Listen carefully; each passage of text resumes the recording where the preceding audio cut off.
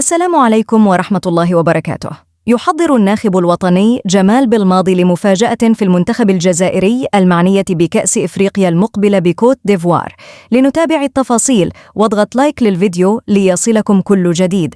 إذن كشف موقع وين أن المدرب جمال بالماضي يستعد لضبط قائمة تضم 25 لاعبا فقط عوض 27 مثلما صار مسموحا به من الاتحاد الإفريقي.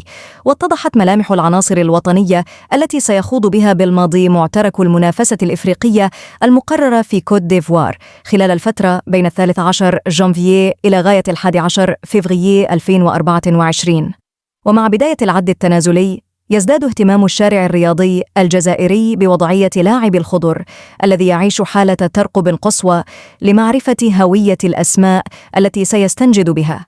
والآن بدون إطالة إليكم القائمة المحتملة بقوة للمنتخب الجزائري في كأس أفريقيا 2023. في حراسة المرمى أنتوني ماندريا، أسامة بنبوط، يوسف زغبة. في خط الدفاع يوسف عطال، كيفن قيطون، ريان آيت نوري، ياسر العروسي، أحمد توبة، رامي بنسبعيني، محمد الأمين توغاي، عيسى ماندي، هيثم لصيف. أما في خط الوسط رامز زروقي، إسماعيل بن ناصر، هشام بوداوي، نبيل بن طالب، حسام عوار، آدم زرقان، فارس شايبي، سفيان فيغولي. أما بالنسبة لخط الهجوم رياض محرز، آدم وناس، محمد لامين عمورة، أمين غويري، بغداد بونجاح، إسلام سليماني، يوسف بلايلي.